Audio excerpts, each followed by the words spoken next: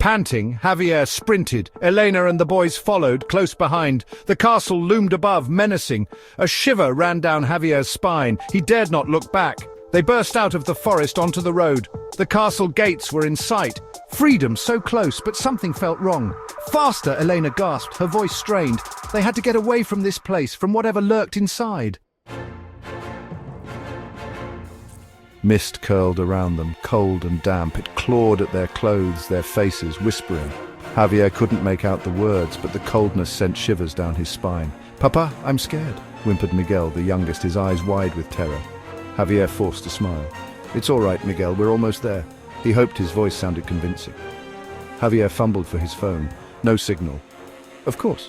He cursed under his breath. Elena noticed. Her face fell. "Javier, what's wrong?" "No signal," he muttered. His heart sank. They were alone, cut off from the world, just like the whispers in the mist wanted. They reached the car, parked just outside the gates. Javier fumbled with the keys. His hands were shaking. He finally unlocked the car, pushed Elena and the boys inside. Victor, the eldest, spoke, his voice hushed. "Papa, I saw someone watching us from the castle window." Javier felt a chill. He didn't want to believe it. Suddenly a sound, a low moan, carried on the wind. It seemed to come from everywhere and nowhere at once. The boys huddled closer to Elena, their eyes filled with fear. "It's him," Victor whispered, his voice trembling. "The boy from the painting, the one with the haunting eyes."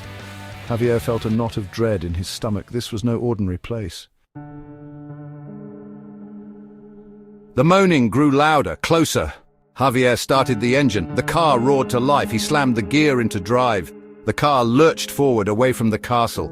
He glanced at the rearview mirror. A figure emerged from the mist, small, pale, eyes glowing. The undead boy. He was running, gaining on them. The car sped down the road into the darkness. The moaning pursued them, relentless. Javier pushed the car to its limits, but the figure kept pace, getting closer.